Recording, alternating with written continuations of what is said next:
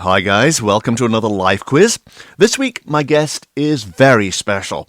What can I say about this woman? She began in the 1950s. Basically two kids, Angela and Veronica Cartwright, came over to Hollywood from England. And almost immediately they became famous. You all know Angela, actually. She played Brigitte, one of the Von Trapp children in The Sound of Music, and also Penny Robinson in Lost in Space, if you can remember back that far. Veronica, meanwhile, appeared in so many things. Hitchcock's The Birds, she was in that. Daniel Boone on TV, Dragnet. In fact, very quickly the question became, what wasn't Veronica in? She was on Dr. Kildare, she was on LA Law, ER, The X-Files, Will and Grace. Loved her in Will and Grace, by the way. CSI.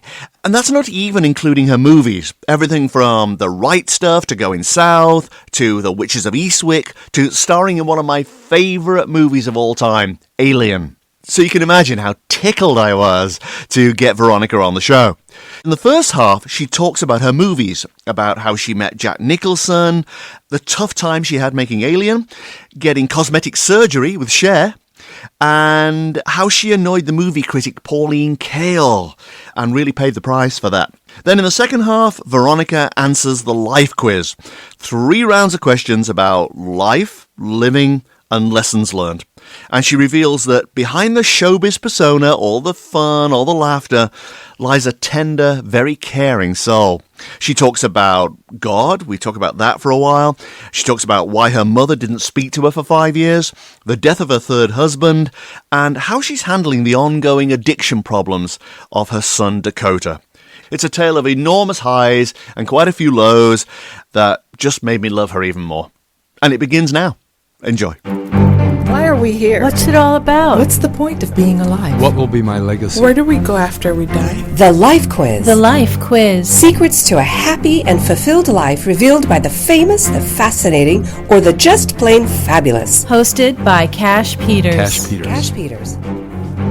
This isn't the first time we've met, of course. The last time, though, if you remember, you were going through a bit of a rough patch and worried about getting a job. And I was startled that you would, after all this time, with all this experience behind you, be insecure about work. I thought that was very strange. I don't think you ever get over that sort of stage. It's like that whole saying, like the last time you work, will you ever work again? You know, I've gone through different stages in my career. There was times when every single interview I went on, I would get. This was as a kid. I mean, it was ridiculous. I had a red dress my mother used to put on. And mothers would say, oh, well, she's here, so let's go. And take their kids away. It was odd. It was really odd. It's not just the dress, though. You were talented. Yeah, I guess I was. I mean, considering, you know, like 11 and 12 years old, I mean, I had done the children's hour, whether I played the kleptomaniac. I guess Alfred Hitchcock had seen me in that and requested meeting me for The Birds. And then from The Birds, I went straight into doing Spencer's Mountain. It was like just a snowball effect. Then I did audition for The Sound of Music, which my sister got. Was there an enormous amount of jealousy over that? Well, no, you must have been seething. I would be. Well, it was interesting because it wasn't for her part of it. It was for the next part, which Heather Menzies ended up getting. But the weirdest thing was I went over to Austria with Angela and stuff because what was I going to do for 4 months? You know, I had to go to school and they worked it out that the school teacher taught me and everything like that. And while I was over there, I get this call to come back because I was going to do the pilot of Daniel Boone. But you can almost become entitled at this point. I mean, even though you're young, you almost have a sense of entitlement. Like, you know, why didn't I get The Sound of Music? Why didn't Von Trapp have 8 children rather than 7? Well, we weren't sort of raised that way. I mean, my dad, when I did the children's hour, he took a sabbatical from his job. He was a technical artist. He took a sabbatical so that he could take me to the set. But was he pushing you into it? No. I mean, it's very odd that you would have 2 children who suddenly are in television or movies at that age. 2! That's very odd if you don't have pushy parents. Actually, my parents emigrated from England to Canada. My dad didn't want to go to Australia because he really didn't want to become a sheep farmer. So somewhere along the line, they found out that we had a distant aunt who lived in Canada. And he contacted her, and she sponsored us into Canada. So eventually you end up in California, obviously, in Hollywood. How old are you at this point? My sister was 3.5. I was 6. And my mother didn't know anybody. I mean, here she was. We didn't even have a telephone. And she happened to be talking to the landlady. And the landlady goes, "Oh, your kids are really cute. Why don't you talk to Mrs. Robinson down the hall? Her daughter does movies and things like that. She does modeling." Well, what possessed my mother, I have no idea. But she talked to her. And Mrs. Robinson turned us on to this woman. Her name was Lola Moore. I mean, every kid in Hollywood was with Lola Moore. The first interview... Oh, so she was an agent? She was an agent. So my sister gets the first job she ever goes on, which was Somebody Up There Likes Me with Pierre Angeli and Paul Newman. And she's 3.5. My sister has very dark hair and hazel eyes. I have blue eyes and blonde hair. And thousands of freckles. I mean, I look so totally American. As long as I didn't open my mouth, I was fine. I did peanut butter ads. I was the Kellogg's girl. I did all of these different things just because I totally looked like I was all American. When you start that young and things do fit into place the way they did for you and your sister, which is incredible, don't you get quite early on a sense of entitlement, like, it's always going to go like this? I'm special. I don't think I ever did that. I mean, what was so interesting, I had done the children's hour, and there's a big breakdown scene where she is forced into telling this lie. And I remember when I was doing the screen test, they shot off a gun so they would see what would happen. I guess they were doing this to all these kid actors to see one kid totally freaked out and all the stuff. It was the weirdest thing. I was 11 years old, and I'm sitting there assimilating that, oh, it must be set during the war. And I just continued on with the scene. So what you were doing even then was using your emotions, controlling them in a different way. You always hear people saying, oh, I just think of when my dog died or something like that. When I was doing the birds, I realized there's only so many times you can remember when your dog or your bird died because you're such a heightened case of birds attacking your house and everything. That's when I thought to myself, well, if I just listen and watch, it'll come out, which was in the scene where we were all in a big plastic bubble and they were coming down the chimney. Well, there must have been 15,000 birds coming down that chimney. The plastic bubble was around the set that you were in. So that the birds wouldn't fly away. Right. And, of course, they came out, they went up. The minute they go up and they realize they can't go anywhere, they just, boom, drop. You know, I was just like, oh, my God, what's happening now? And it was like such a... This is what it's all about. Just listen and do, you know. But how do they get the birds to attack those children? That particular scene, they had them all up in a chimney in crates. Well, then they all came out. And so they had to go somewhere. But there's a birthday party thing where all these birds were attacking children. and I get hit in the head with the seagull. Well, that was a bird, but its beak was wrapped and its claws were wrapped, and they threw it down and it So they threw a bird at you, basically? Yeah, basically threw a bird at me. But did you find that ageism ever crept in? Well, there was, because after doing Daniel Boone for that couple of years, I was like 16 and a half, I guess, or 17. The lead actress in Daniel Boone refused to sign her contract if I came back because they were giving me love interest. I mean, they gave me Fabian. Here I am, 16 years old, being tongue-kissed by Fabian, you know, who was like 28 years old at the time. It was ridiculous. I mean, it was like, and I had no idea what was going on.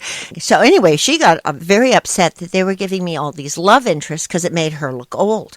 We got calling and saying, what's happened to Veronica's contract? And finally they told us that I was not being replaced. I was just, they never even gave me a send-off. God only knows what happened to me. Anyway. So your character just vanished from the show? It just vanished from the show. But that made me, I was too young to be older parts and too old for another. I ended up getting married at 19, which my mother wasn't too thrilled about. But so anyway, there was a whole period of time from like 18 to 21 or 2 that I couldn't get a job. It was pathetic. But then I started working again, and then I started doing all of these movie of the weeks. Robert Stack was in one, Joe Campanella was in another one, and well, I got a couple of those, and they were really good parts. And then I did Dragnet, and I did quite a few things. And it sort of started the ball rolling again. And then things slowed down again. So I started going to an acting class. I thought, well, you know what? I should learn about what it is I'm supposed to be doing. So I ended up studying with Jack Garfine, who was part of the original group theater, along with Strasberg and Peggy Fury and all that group. And all of a sudden I started realizing, oh, I was doing that when I was doing the birds. It was fascinating to me. Well, you see, but wouldn't acting classes... It's like I never went to journalism school, right? So, and I was a journalist for 25 years. I never studied it. I just went into it and did it, and I learned as I went along. And that made me very individualistic. And I would have thought that acting classes or school or drama school for you would have been like confining a spirit that didn't need to be confined at all. Part of your attraction, part of your employability was based on the fact that you didn't quite know the rules. I think a lot of the stuff I just sort of you just sort of naturally came. But it was fascinating to me because this was basically the method. I mean, it was based on, the book, on An Actor Prepares, which is Stanislavski's book. What Jack always said is when you're doing something, you write a biography. You know where that person came from, what they're about. I mean, I have biographies. I just found one a couple of weeks ago in a recipe book because I didn't want anybody knowing that I was writing these biographies. What obsession that was, I have no idea. I find them in most bizarre places. You still do it? I do, if it's like followed through. Oh yeah, I write where I came from, how I got there. And so once you start acting it, you become that person. So no matter how you deliver a line or something, if I'm listening, I will respond in that character's being. So you're not intimidated by having Sigourney Weaver standing over you, acting at you. I would be intimidated by having all those people around me acting. Oh, I forget that there's any people there. It's the weirdest thing. I don't see anybody. You're not intimidated by the set, by no, monsters, and you by use what's actors? going on. I mean, so that when you go into your scene, you're already prepared. So is that what you did when you were terrified in Alien? Because the fear was so authentic when you were on screen. How do you even prepare for something so frightening? Years and years ago, when I was first married at 19, we had a house that was off of Las Palmas and Whitley. And you walked in and there was a staircase that went up. And underneath the staircase was a cupboard where we kept the vacuum cleaners and stuff like that. Well, I was upstairs cleaning or vacuuming or something. And all of a sudden, all the fuses in the house went out. And I thought, wow, I wonder what's going on. I looked out onto the street. Everybody else seemed to have lights on. So I come downstairs. Well, my husband thought it would be fun to just step out of the closet. Well, of course, it was darker than shit. All I saw was this shadow. And I can remember that feeling of, oh, God. And then I started to move, and he goes, it's just me. Well, when he came and he grabbed me, I remember at the time thinking, remember this, you will use this one day. And that is what happened when I did Alien, and that monster unrolled, and it was just there, that horrible sinking feeling of, where am I going to go? And that had happened in 1969, and it took 30 years before, you got to recall that exact emotion. That exact feeling. But I think I've always feel like I have been very accessible to my emotions. So where are these things coming from? It's not just one guy jumping out of a closet. Where do you pull this trauma? And again, I don't believe in that sort of, your cat's died. Okay, your cat died once, but where are you pulling this from? I don't know. It was just there. There was a whole thing. Maybe I shouldn't say this, but I don't like knives or anything like that. I always think, oh, just shoot me or something if you get in a situation. Just don't come at me with a knife. And when the Alien thing was like that, he was incredible. Balaji, they had sent him to mime classes. And the guy who was the alien? Who was the alien. He was actually 7 foot tall. I mean, and that suit fit him. But he unrolled in front of me so slowly, and then he just stood there, and it was like frozen in time. And then he'd just go, and all of a sudden, I don't know, you just saw your whole life flash before you, and it was like, oh my God. I wasn't thinking of the script. I wasn't thinking of anything other than this object standing in front of me, moving incredibly slowly. And it was like, I just had to watch him. And it all came up. Because you're in a set that I assume is very authentic, and you're in an environment that's very authentic. Right. It's like really living it, right? Yeah. I was just living it for that moment. I mean, it was, and we did that for 5 days. Do you look at movies and go, that you went for and didn't get and go, wow, I'd have been so good in that? Yeah, there are some. I think I would have brought a different twist to it, or, I would have approached it differently. And what counts against you now? I mean, when you've got your kind of resume, what counts against you? All the cards are stacked in your favor, right? Well, I don't know. I still go on interviews. I mean, I audition. You still audition? Oh, I still audition. You have to audition now. It's very rare that they'll say, oh, I want her. You can't just show them what you've done and say, there's my show reel. Oh, well, there's your reel. But I had done Going South with Jack Nicholson, and I auditioned for that. But I got this movie called Inserts, which was with Richard Dreyfuss, Bob Hoskins' first movie, Jessica Harper, Stephen Davies. And it was about a porno director, a director who does pornos but with dignity. And I was his junkie porno star. And we shot it like a play, actually. We rehearsed for 3 weeks, and then we shot it in 14 days. It was just like a play on one set. And where was your husband at this point? Oh, I was divorced from him. How long did that last? Like 5 years, but we were only together for a couple. 19 is too young. I think way I happen to think 50 is too young, frankly, but 19 definitely is too young. Too young. I mean, you hadn't lived any life. So anyway, when I went on the interview for Going South, because Inserts was X-rated. When I go on this interview to meet Jack Nicholson, and of course he had an incredible reputation, I go to Paramount, and Jack comes walking out, and he introduces you and goes, "Hi, I'm Jack, come on down." As I am walking down the hall in front of him, he goes, "I loved you in the movie Inserts." At which point I turned bright red. Were you naked in that? Yeah. Oh, you were? Oh yeah. I mean, I walk in and start taking my clothes off, but 11 minutes of the movie, I have nothing on. You had no problem with that at all? No. And then as I'm sitting there and we're talking and everything, he takes my picture and puts it on the wall, and he says, "You're a member of our gang." Well, I called my agent when I got out, and I said, "I think I got it." He put my picture on the wall, and the agent goes, "Oh, forget it. Nothing will happen." Well, I'll be damned. 4 months later, or 3 months later, I got a call, and there I am in this Jack Nicholson movie. So then when I auditioned for The Witches of Eastwick several years later, Jack had always felt that Felicia was a contemporary of Cher and Susan Sarandon and Michelle Pfeiffer. That she was... We should explain who Felicia is in the movie. Felicia is this... She's probably a religious woman. She's married to the newspaper editor who Michelle Pfeiffer's character works for. And I know that he is the devil. And Jack Nicholson plays the devil. And as I am about ready to say this, he has me fall down a flight of stairs, and then I break my leg. He suggested that they see me. He kept saying, "George, I want you to meet Veronica Cartwright. I think that she'd be great for this." They flew me into Boston, and I go up to a hotel room. Of course, the scene that they want is the cherry pit scene, where you're going ballistic and throwing up cherries. I go in and I said, "Well, on this scene, how far do you want me to go?"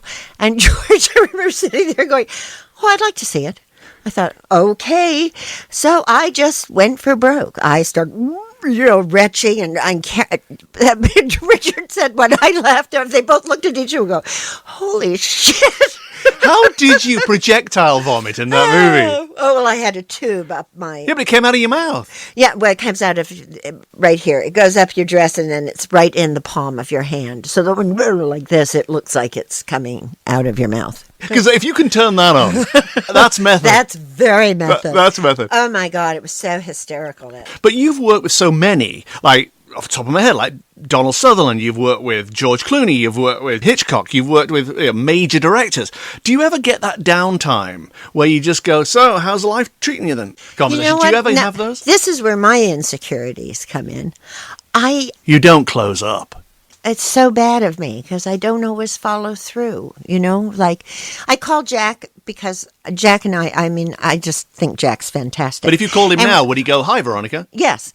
But I was supposed to go up to see him, and then he was out of town, I was out of town, then I got a job. So now I still have it's been 4 months now. Have I called him back? No, I need to call him back and go see him. And what about your alien crowd? I mean, you were stuck in a spaceship with him in this set for all these... I see Yoffit and Tom Skerritt. I talk to Tom a lot, and we actually do these conventions together. So, and Tom's great. I just saw him, July, we did a convention. And those conventions, aren't they like the most demeaning side of the business? It's almost tacky. You know what? They're fans.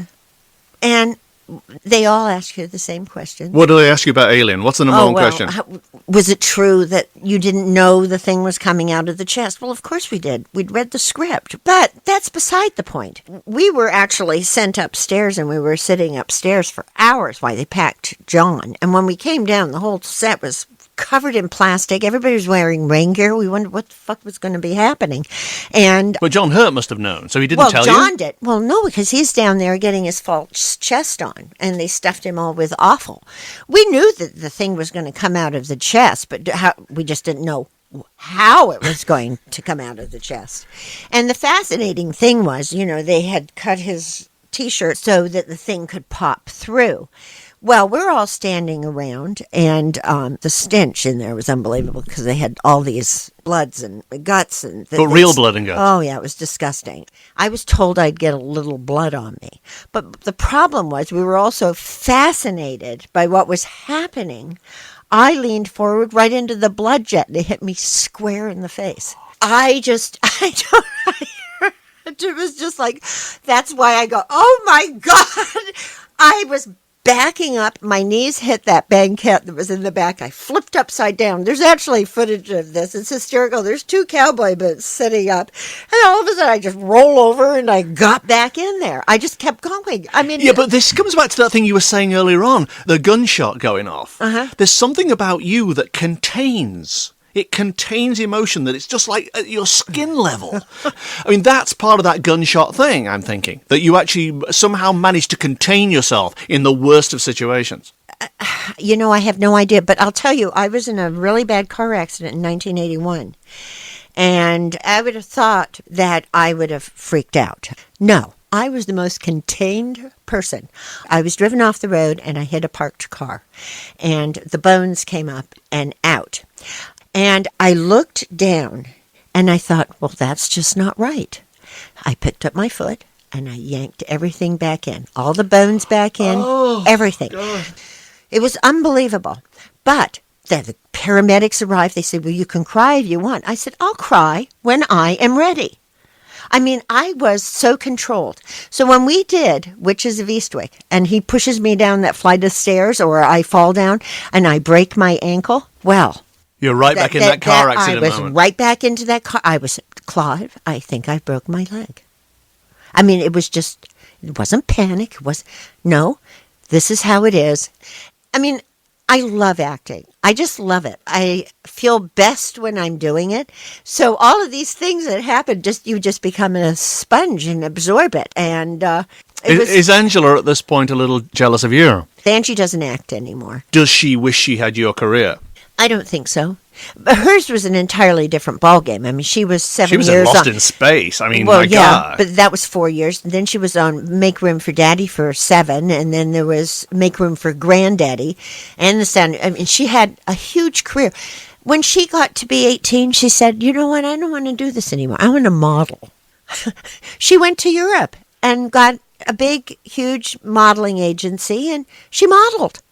That's what she wanted to do. And then she got married and she wanted a family and she just didn't care about acting. I wonder often when I see people, obviously the acting profession is full of thousands and thousands of people, whether there is a point where you settle into what you know you can achieve.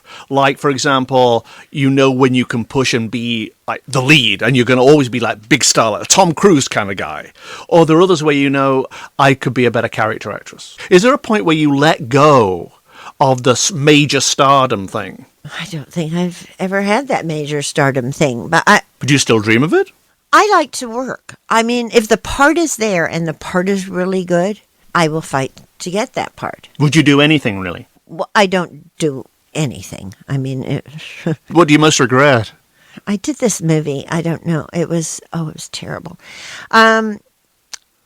I took over this part. It was a blind nun. And it was Roddy McDowall. And, it was just a terrible movie. But Raven's Dance, I think it's called. I feel bad I shouldn't be saying things like this, but I got the Tommyknockers, which was in New Zealand for 3 or 4 months. It was like a huge, big Stephen King thing. I couldn't do it. I had 1 day left as a blind nun. I just, you sit there and you go, why did I do that part? You knew it was never going to go anywhere. Well, when you look at a script now, I mean, you must be able to see if something's going to be good or not, or do you really genuinely have no idea when you make it? I'm up for a couple things now, I don't know. And I was up for the Pee Wee Herman movie, and I really wanted to get it, but I didn't.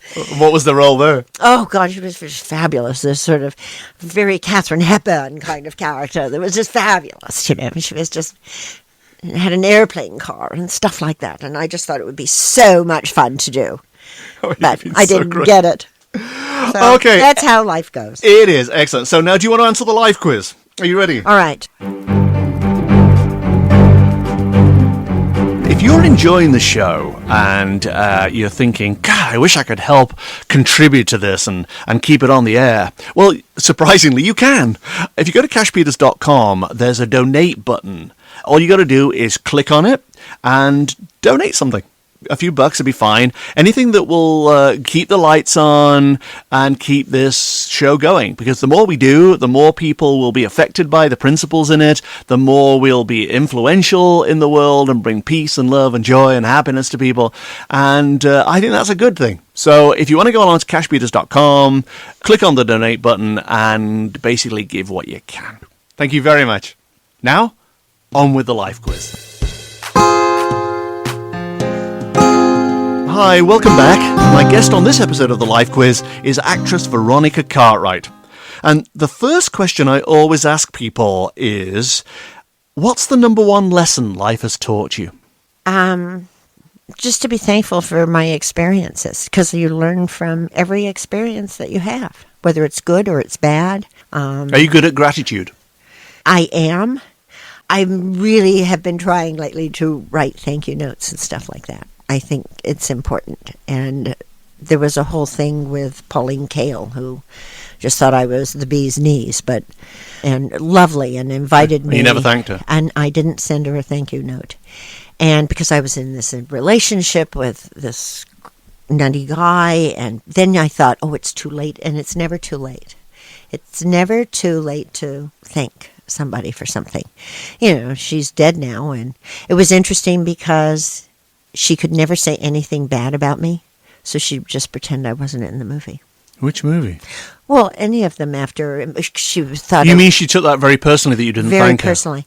And I know the writer of her book, the guy, and he said that she saved every thank you note she had ever received. Wow. And I said, that was, like one of the biggest mistakes I ever made. But that's almost a betrayal of her craft, though, because surely she reviews movies. She's not in there to be thanked by everybody. No, it wasn't that. It was just that she took a special interest in me, requested meeting me.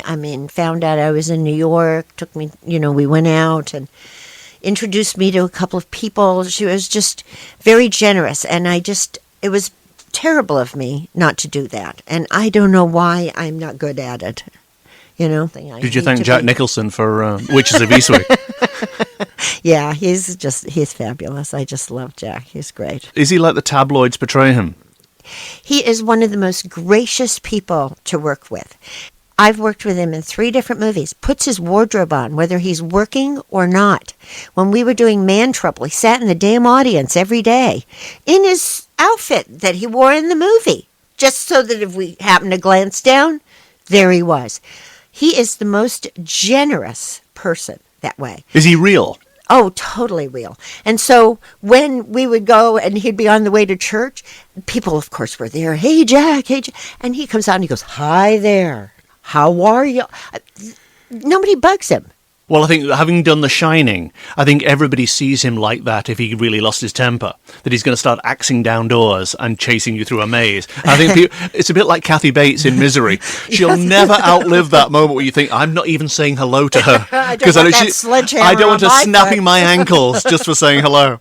So he's kind of a real guy. He's a total real guy. He's just great. He's wonderful. You think when they kind of get that big and that rich and that successful that they get a little bit full of themselves and, hey, I'm Jack Nicholson? No, I never got that from Jack. Not at all. I mean, I called him after he won his Oscar. He gets right on the phone.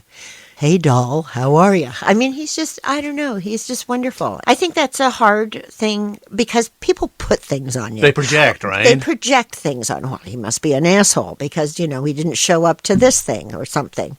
Who knows? Maybe he had the flu. I have no idea. It's weird. Anyway, okay, round one then. This is the experience round. This is about what you've learned over the years, about yourself, about life, and its meaning. Question one is, give me one major thing you would have done very differently or not done at all if you'd known how your life was going to turn out. Probably not married that guy at 19, I think.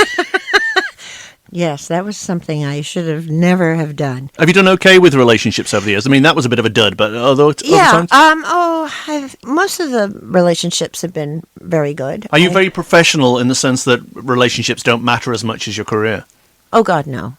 No, and I was married for 24 years to my husband, he passed away 8 years ago. He was a director, and no, Okay, so it's not that. So give me one major thing that you would have done differently or not done at all if you'd known how your life was going to turn out. I don't think I would have done anything differently. Not one thing. No, I mean, not as far as, career or anything. I mean life. In life. In life, I can't really think of anything. Let's just say the guy at 19. I'm blaming everything on him. I hate to be so boring. But, I mean, I've learned from all of my lessons. And yes, we sit there and we cry about things and say, oh, my gosh, I shouldn't have done that. But ultimately, you did it. So own up to it. You know what I mean? But even that bad movie? The bad Blind movie? Nun. Oh, yeah, The Blind Nun. Yeah, I would have liked to have done the Tommy Knockers. But, okay, let's settle for The Blind Nun. Right. Number two, question two. Nominate one characteristic about yourself that you would have changed if you could, which would have made you a better person to know. My sister and I, we always sort of joke about this, but it's like you overcompensate. You'll get on the phone. Well, I'm sorry that I didn't call this time and then you have to go through the entire story of why they don't give a shit. And what is it? You have to make a huge excuse. Yes. It's like, do you want to go to this thing? You should just be able to say, no, not, I would like to, but, and then go off in an explanation. I mean, they don't give a shit. Well, just say no. Yeah, no, I don't want to go. Because when I was in The Birds, Hitchcock said to me, oh, God. But really, so you can't tell a short story? No, I really, that is one thing I wish you could do differently. Yeah, what is it? Lack of confidence? What is that whole thing? That it's the lack of something that you feel like you have to apologize. But you don't think it's just effusiveness? It's just part of your character to be effusive? Well, maybe, but everybody doesn't want to hear it. Question three. What's one lesson in life that you were once told was true, but which you found not to be true at all? Yeah, well, I was raised Catholic, and I went to Catholic school, all girls Catholic school. Now, we see that might tie in with the guilt. It might very well tie in with the guilt. It's a bit of a cliche, but actually it might be a bit of a guilt of, don't want to let people down, don't want to be thought badly of. Well, sex was not relayed to me in a very flattering way. It was just my mother's perception of what sex was. And I met this guy. I lost my virginity. And, of course, my mother was extremely upset. Because she was a Catholic and didn't believe in sex before marriage. Correct. And I was called a slut and all sorts of things. She called you a slut? Yes, she did. She used to call me on the telephone and let me know. It was sort of a very traumatic time. And my girlfriend at the time, and I was older. I mean, I was 18 before I lost my virginity. My girlfriend says, oh, no, this is so bad. You have to go to church and confess it. And I went down to church, and we're kneeling there. And I looked at her, and I said, you know what? I don't think I did anything wrong. I liked it. So I'm going to go back and get some more. And I'm not confessing. And I got up, I got in my Camaro, and I drove down to Torrance so I could get laid again. So, it was just that. And then my girlfriend calls me 2 weeks later. She lost her. She goes, I see what you mean. But frankly, that was the end of my church-going days. But it was also the end of your relationship with your mother for 5 years. Yes, but she came around, and then I took them to see Inserts. Where you were naked? Where I was naked. I did warn them that I was naked in the movie. My poor dad. My dad was like this through the movie.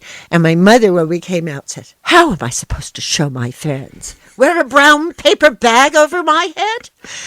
Well, it played for 1 week in Westwood. She took all of her friends. She went and saw it 3 times. So that was like totally cool. So how are you with God and Jesus now? How am I with God and Jesus? Oh, I don't go to church. Are you a Catholic still? No. I believe totally that there's an energy out there that exists because, we can't just die and not go and just poof, you're gone. But there's no man in the sky with a beard. No, I don't. You're not being judged. Always when it comes down to a crisis, oh, God, please let me get this job. And sometimes I thought, that is so totally hypocritical to be sitting there going, please let me get this job. Please let me get this job. But it's just an energy that's out there. I totally believe that there has to be something out there. But do you pray? No. Many people think praying is just like beseeching to a greater being. In fact, I always think it's aligning with the higher frequency within yourself and being the best you can be within yourself. You don't need to wait for a white knight to come and rescue you. I think that we're sort of all our own gods in a sense. Our essence. And if you're just loving and compassionate and kind to people, then surely that's as much as you need to do. Right. I remember being, 8 or 9 years old. We had done the whole thing on the dinosaurs and stuff like that. And I remember raising my hand going, well, were Adam and Eve before the dinosaurs or after the dinosaurs? Sit down, Veronica. But why did they had prehistoric people? Were they prehistoric? Sit down. No answers. Well, they can't. There is no. There are no answers because it's all made up. It is made up. And we had a nun in school, Sister Martha. She was fabulous. She said, if you don't feel like praying, don't pray because it doesn't mean anything if you don't totally believe it. My mother blamed Sister Martha for an awful lot. My downfall, Sister Martha. The nuns were actually your downfall. Okay. Question 4. Outside of things like family and friends, what has been the greatest joy of being alive? Oh, just getting to see things and have new adventures and live in New York. I love to travel. I love the experience of going out there and meeting new people and stuff like that. Food. Love food. Food is my weakness. I would eat all day if I could. Wine and, I keep thinking, I need to go. As you get older, you start to put on weight in areas that you don't really like. But do I really want to quit having my glasses of wine? Notice I said glasses. A really good dinner. No. Exactly. I did a raw food vegan diet for 100 days as an experiment. And I was so virtuous. And I just had raw food the whole time. It's just vegetables and fruits and nuts and seeds for 100 days. And I was feeling great. Really great. Physically great. I looked scrawny, but great. And then somebody about day 80 said to me, I really admire what you're doing. I think it's phenomenal that you have this discipline and the desire to do this. And you do look good. But where's the joy in what you're doing? Mm-hmm. And I was crushed by that because I thought that's absolutely right. Where is the joy in what I'm doing? There's none. All I'm doing is just disciplining myself and never being able to just look at a meal and go, I will have that, that, and that. Because they smell good, they look good, and I want to put them in my body.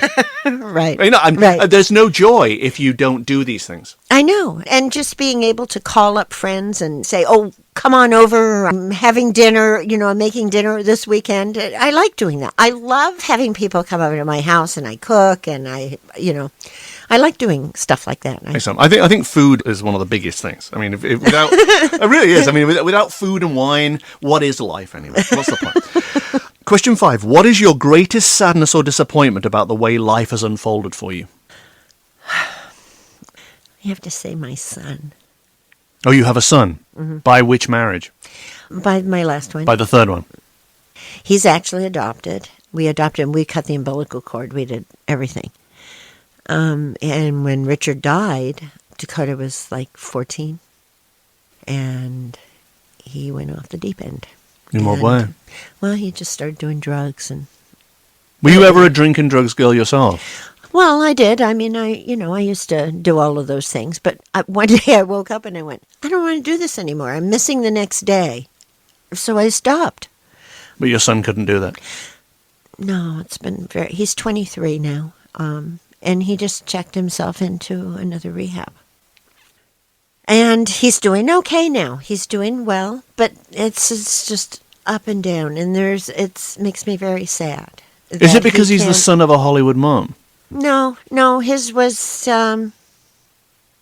he was very, very close to Richard, my husband, and it just was at that wrong time in life. But given your Catholic background, do you automatically just blame yourself? No, I've done everything that I can possibly do.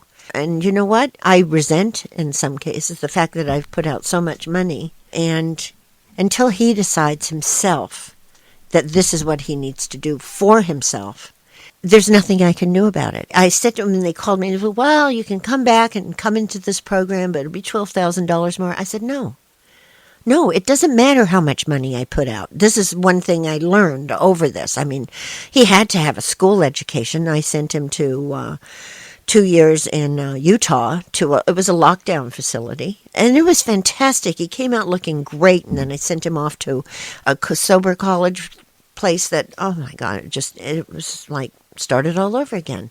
And there's only so many things that I can do. He has to be the one who makes that decision. And it breaks your heart. It just breaks your heart that you don't know how to give him the hook to get to the point that he doesn't feel like he needs to do that anymore. But is it a core issue of something he's running away from, or is it just a natural physical thing within him?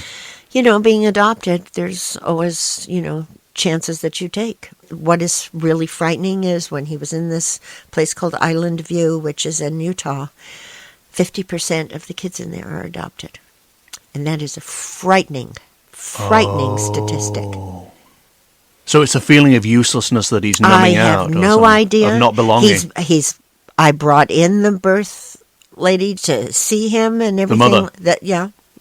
When I was in Utah, we all had a meeting. The birth man, he went to Iowa last year and stayed with her.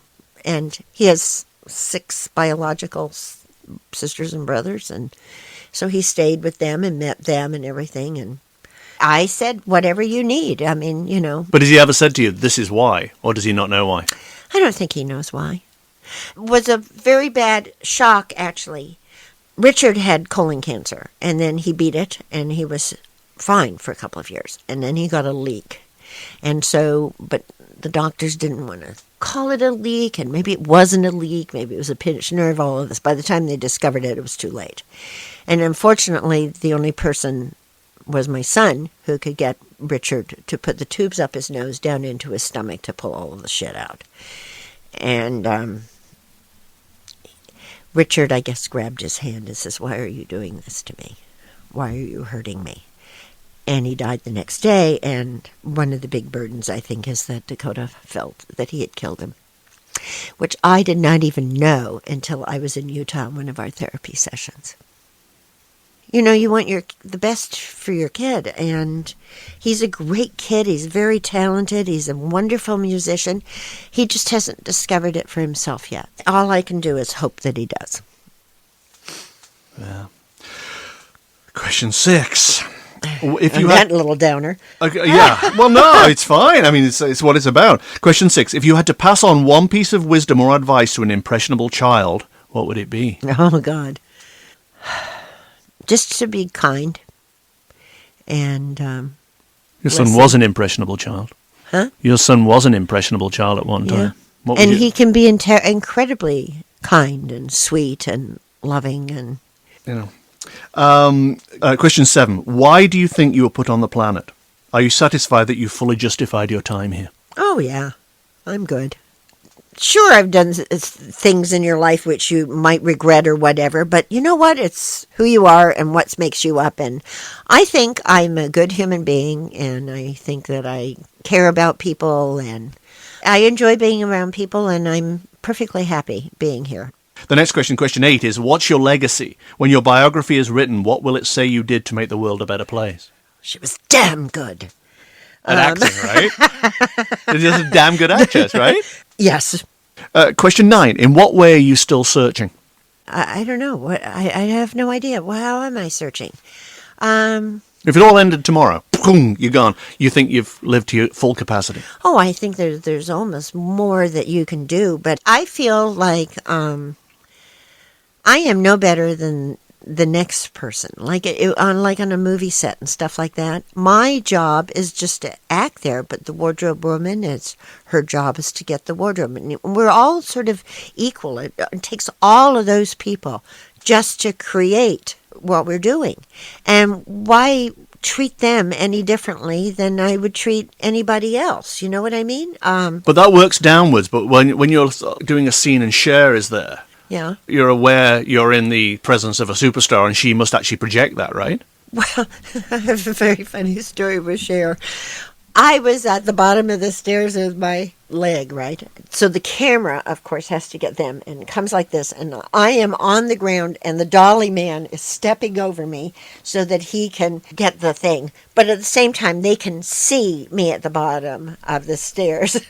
And we're lining up, for crying out loud. And Cher goes, well, you are going to do something down there, aren't you? I mean, Susan Sarandon looked at her. Well, of course she is. She's being stepped over. It was like, wait a minute. What happened? Why would she say that? I have no idea, considering she didn't like to do off camera very much, and Jack reamed her a new one. Did they argue? Apparently, it was just awful. It was really bad. Really? Well, she says, but it's not on me. And he says, I don't give a shit whether it's not on you or not. Excuse me. What the original part she had was Susan Sarandon's part. And she didn't want to do that. She didn't want to play the cello, I guess. And here's Susan, every day with the fucking cello lessons. I mean, it was just, she goes, geez, it could have given me a little more time. I don't know. Do you think she's very sweet. But is she surviving on mystique alone, you think?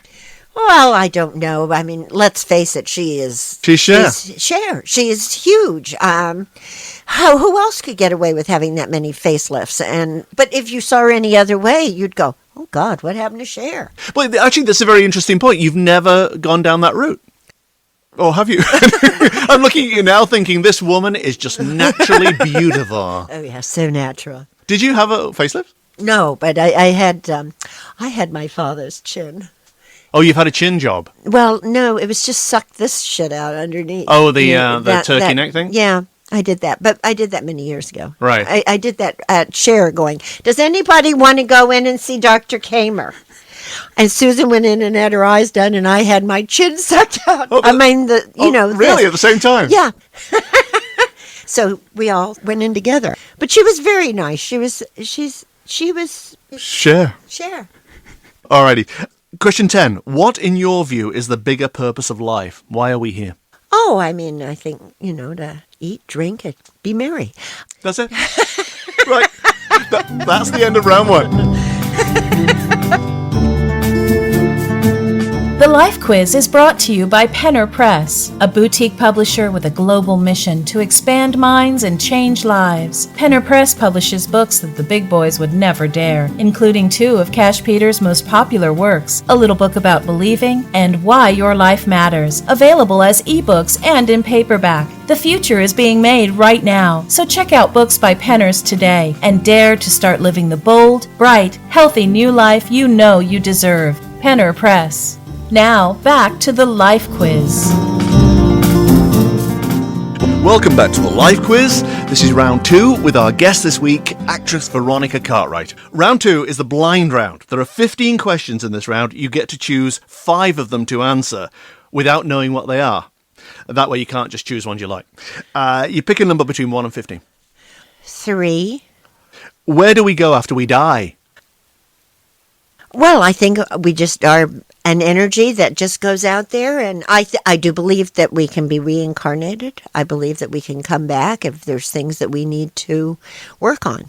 I don't think we come back as animals. Some people think you come back as a cat or something. No, I think we come back and we can enhance our lives by things that we have learned. So you don't have any aspiration of meeting old family members in heaven? That'd be kind of cool, but I But they kind don't of have their doubt bodies. I don't even know how these intelligent people can even think that's true. I know. You don't have your body anymore. So, I once, for reasons I won't go into right now because it's not my show particularly, but I once tried to become a Mormon. And they put you in these special classes where you have to sit and listen to this guy telling you what happens in heaven, right? And people are asking, what happens in heaven? How do I get close to Jesus? And this guy was saying, well, you get a ticket when you arrive, and you swap it later on for another ticket, and eventually you get to sit near Jesus. And then another one said, but this is the funny one, I have special dietary needs. Oh, Jesus will take care of those. And I thought, this is crazy. You don't have a body. You don't have a body when you get there. Even if there is a heaven, which there isn't, but you don't have a body, so what is the point? But you think that you just go and you have another life with another body at another time. And then there's those creationalists who think that the Earth's only 6,000 years old. Where the hell have they been? Yeah, well, this is the child in you going, where are the dinosaurs? What happened to the dinosaurs? Where did the dinosaurs go? Oh, they were just planted there. Just there. Just there. Another number between 1 and 15. 5. Question 5. At what point did it all become real for you? I have always been very self-reliant. When I got divorced from my first husband, they said to me, you should take alimony. I said, well, I don't need any. He says, just ask for $1. I said, why? I'm capable of working. I sort of feel, in a sense, does it matter if I have to be a waitress? I've done that. I can survive. I will always move on. If something doesn't work out, I'm able to pick myself up, and that's when I... But at what point did that happen? It might be because you were employed from such a young age. Yeah. You were almost like a mini adult before anybody else was. Yeah, it's quite possible. I mean, yes, I depended on people and my parents and stuff like that, but I think probably when I was around my 20s, in my early 20s, it all got real. It sort of started to get real. Like, this is the possibility that you're going to have to get your act together. Well, it got real for your sister Angela at 18 when she decided that this wasn't for her. She'd done Lost in Space, she'd done The Sound of Music. This wasn't for her. She wanted to become a model and later on a photographer and whatever. Well, now she's a photographer and an artist, and she has a wonderful book out, Starlin' the Stars, which is all from archival pictures from 20th Century Fox. They're just wonderful. They're just all photographs of hair and makeup and wardrobe. I mean, it's really a fabulous book. But it got real at 18. Is my point. Yeah, probably real at 18. She just realised that it wasn't for her. I think there's a turning point at some point. Though, it's interesting because Angela was young when I left. There was a period of time she couldn't talk to me either. And you had a bit of a war going on too? No, it's just that she was young. So then when she was 21, she called and we talked. And do you still get along with her? Oh, yeah. My problem was I was always too honest. Oh, did you smoke marijuana? Yes, I did. She goes, for crying out loud, it's a little white lie. You say, no. I mean, they discovered a huge bottle of vodka underneath her bed, when, those girls, when I went out of town, they must have had a party.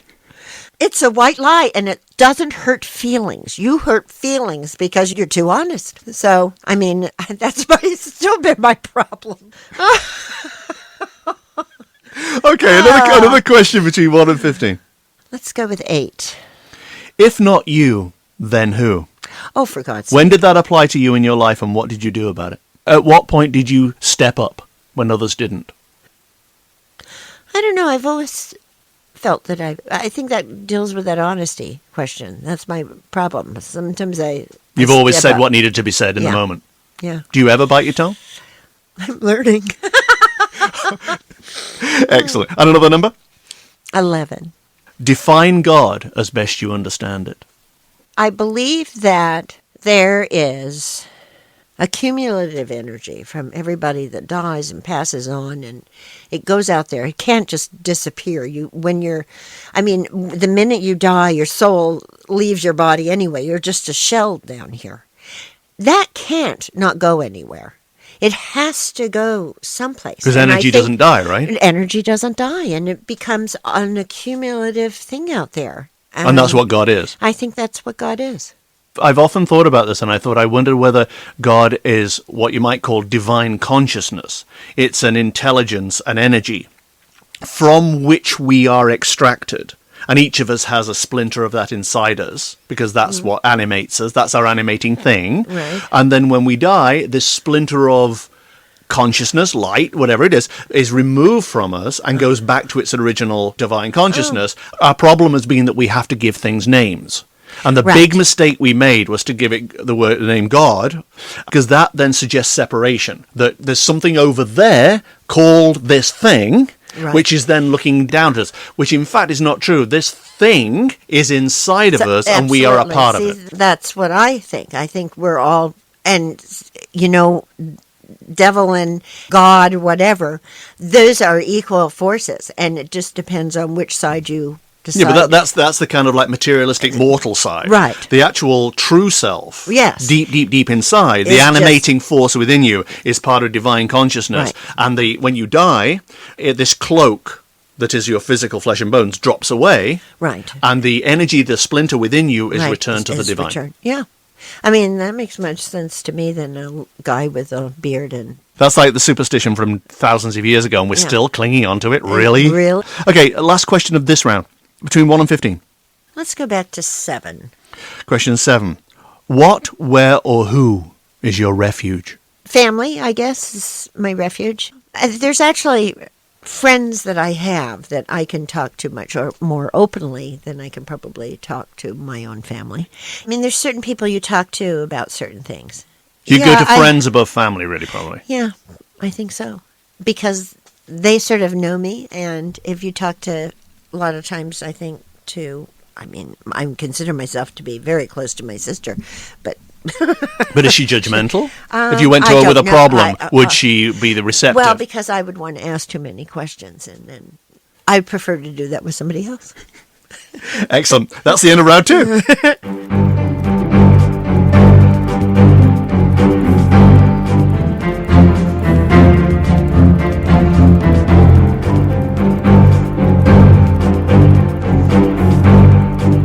We're back for round 3. It's the wrap-up round. 3 questions. First of all, 1. You're rushed to the hospital. Doctors say you have 48 hours left to live. What would you do in those 48 hours that you've not done so far? 48? Am I capable of doing anything? Well, let's just say you've got a crutch. You have 48 hours to do it. You're bandaged up quite severely and you're on a crutch. I'd eat, I'd get laid. Really? You go straight to sex and food? Sex and food. That sounds like a good thing for me. What are you going to do in 48 hours? It's only 2 days. Well, yeah, one person said, I'd apply to NASA. It's very ambitious. I'd apply to NASA to go into space. I think that would take a while, but I may be wrong. It's 10 years, isn't There's it? paperwork. You know, I just... Food and sex is fine. Okay, we'll stick with that. Question 2. What do you consider to be a universal truth? I don't know. I just don't know. I just try to be loving and nice. Loving and nice and open, and hopefully people will be loving, nice, and open to me. And when they're not, they're turds. And that is what life is all about, right? Question 3, last question. Who are you really? I think I'm a nice person. I think I'm talented. I like myself. I don't sit there and, well, I mean, yes, there's things you can pick apart about yourself. But all in all, I think I'm honest. I try to be as kind as I can be. How come you're so grounded given the success you've had for so long? How come you're so real and natural? Well, but you know, I go through my insecurities and stuff like that. But I don't know, when I feel good about myself, then I think that begets things. Sometimes I get incredibly frustrated in the sense that, you know, you'll really want something, but then it just doesn't happen for whatever reason, and I don't understand. And yes, I can cry about it or whatever, but I think everything happens for a reason, and there must be some reason that... That would be a universal truth, actually. A universal truth. Everything happens for a reason. And I do believe that. sometimes you don't see it. I mean, you can do something for somebody, and then it could be years and you don't see it, and did they ever appreciate it? And then all of a sudden that comes back and you realize, oh, that person did appreciate what I did for them. I just try to be as the best person as I can. And You really love life, right? I do. You're one of those people that you can meet people who are really tired of everything. It just got them down. It didn't get you down. No, because there's too much out there. There's too many good things, you know. So now I know why you're one of my favourite people. Thank you so much. Thank you. And there she goes, the captivating and wonderful Veronica Cartwright. Thanks a lot. I'll see you next time. Bye-bye for now.